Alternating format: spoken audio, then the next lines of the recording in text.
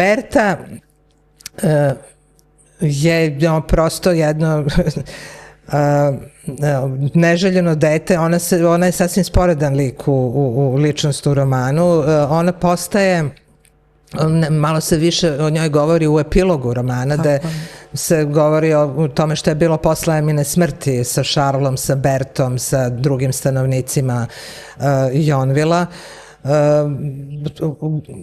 To prosto, ne znam kako bih rekla, još jedno svedočanstvo o Eminoj zaluđenosti tim nekakvim svetom fantazija.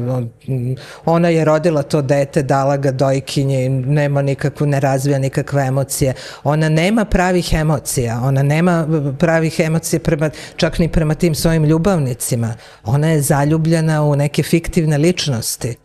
Da. Ona mašta o tome kako će da pobegne sa Rodolfom i kako oni sad odlaze. I tu ni ne pominje dete. Da. Zaboravi, pa on pita, pošto ćemo svojim detetom. Ćemo se, pa kao povešćemo i nju. Ali ona je potpuno, zato što ona ne živi u stvarnom svetu, nego živi u tom svom svetu mašte.